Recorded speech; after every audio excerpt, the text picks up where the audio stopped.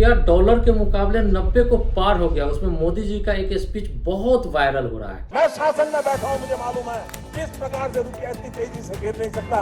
अरे ये नेपाल का रुपया नहीं गिरता है, बांग्लादेश की करेंसी नहीं गिरती है, पाकिस्तान की करेंसी नहीं गिरती, श्रीलंका की करेंसी नहीं गिरती। क्या कारण है हिंदुस्तान का रुपया पतला होता जा रहा? ये जवाब देना पड़ेगा आपको। इंडिया में जब जीडीपी 8.2% की रफ्तार से दौड़ रही है तो फिर रुपया नीचे क्यों गिर रहा है? यहाँ महंगाई चरम पे है और जनता 5 किलो अनाज पे ही खुश है। क्या जीडीपी के ग्रोथ में रुपीज के नीचे गिरने का कोई कनेक्शन है? जब रुपया नीचे गिरता है तो आम लोगों के पॉकेट पे कितना खतरनाक असर पड़ता है, इन सब पे बात होगी। लेकिन देखो मोदी जी को लोग क्या क्या बोलते हैं। मुझे रेबीज बीमारी से पीड़ित बंदर बोला गया।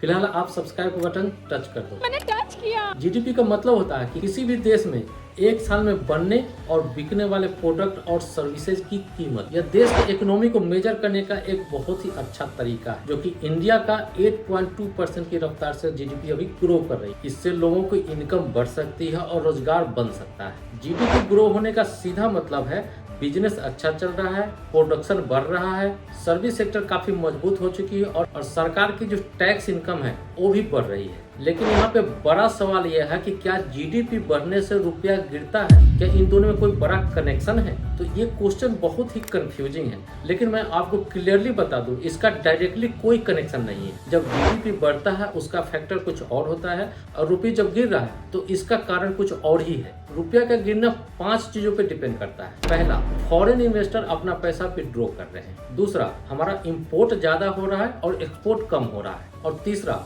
ग्लोबल मार्केट की अनिश्चितता, यानी बिल्कुल अस्थिरता का माहौल हो जाना। और पांचवा, तेल की कीमतें बढ़ जाना या घट जाना। तो भले ही हमारा जीडीपी 8.2% से ग्रो कर रहा है, लेकिन डॉलर का भाव जब बढ़ता है तो रुपीज नीचे गिरता है। और जब फॉरेन इन्वेस्टर जब अपना पैसा विड्रॉ करते हैं उससे भी रुपया काफी नीचे गिरता है। अगर आम पब्लिक ये सोच रहा है कि रुपया के गिरने से मुझे क्या फायदा है या मुझे क्या नुकसान है, तो जरा रुकिए, पॉज कीजिए और सोचिए। मैं आपको 1 बाय 1 करके रीजन बताता हूँ कि आपके पॉकेट पर कितना गहरा इफेक्ट कर सकता है। रुपया जब नीचे गिरता है तो इंपोर्ट बिल बढ़ जाता है और जो भी विदेश से सामान आती है हमारे देश में वो महंगा बिकने लगता है, यानी ज्यादा दाम देकर के वो सामान हमको खरीदना पड़ता है। जैसे कच्चा माल, क्रूड ऑयल। जब क्रूड ऑयल का प्राइस बढ़ता है तो पेट्रोल डीजल का भी प्राइस बढ़ता है और जब पेट्रोल डीजल का जब प्राइस बढ़ता है तो जितने भी कमोडिटीज है उसका ट्रांसपोर्टेशन कॉस्ट बढ़ जाता है। जैसे दूध, दही, खाने की चीजें या फिर सब्जी, फल, यानी खाने की सारी चीजें का दाम बढ़ जाती है या जनरल यूज की सारी चीजें का कॉस्टिंग बढ़ता है, जो कि डायरेक्टली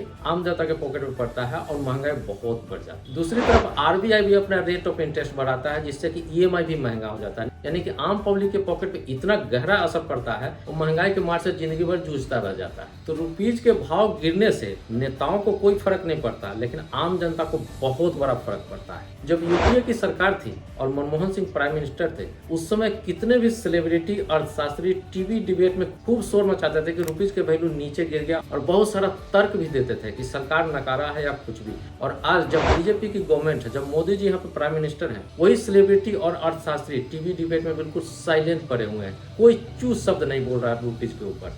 तो ज्यादातर लोग डेटा को नहीं देखते, भावनाओं में ही बढ़ जाते हैं। तो उन सेलिब्रिटी का मानना यह है कि वो जिन पॉलिटिकल पार्टी को सपोर्ट कर रहे हैं वही सब कुछ अच्छा कर रहा है, बाकी सब बेकार है। तो रुपीज का नीचे गिरना सरकार का फॉल्ट नहीं बल्कि एक ग्लोबल फैक्टर भी है और भारत की ट्रेड इकोनॉमी का मामला है। लेकिन राजनीति में इसका प्रयोग अलग अलग फैक्टर पे अलग अलग जगहों पे किया जाता है। अब बात करते हैं कि ऐसा कौन कौन सा फैक्टर है जिसको करने से रुपीज का वैल्यू फिर से वापस आ सकता है, यानी रुपीज का वैल्यू अच्छा हो सकता है, जो कि बिल्कुल पॉसिबल है। भारत सरकार चाहे तो कर सकती है। और पहला है, एक्सपोर्ट को बढ़ाना होगा और इंपोर्ट को घटाना पड़ेगा। दूसरा, तेल पर जो हमारी निर्भरता है उसको भी कुछ कम करना पड़ेगा। और तीसरा, फॉरेन इन्वेस्टर को एक पॉजिटिव माहौल देना पड़ेगा जिससे कि वो अपना डॉलर विड्रॉ नहीं कर पाए। और चौथा, टेक्नोलॉजी को और ग्रो करना पड़ेगा। और पांचवा, टूरिज्म और सर्विस सेक्टर को ग्लोबल लेवल पर इसको विस्तार करने की जरूरत है। और सरकार को ये भी कोशिश करना चाहिए कि रुपीज का इस्तेमाल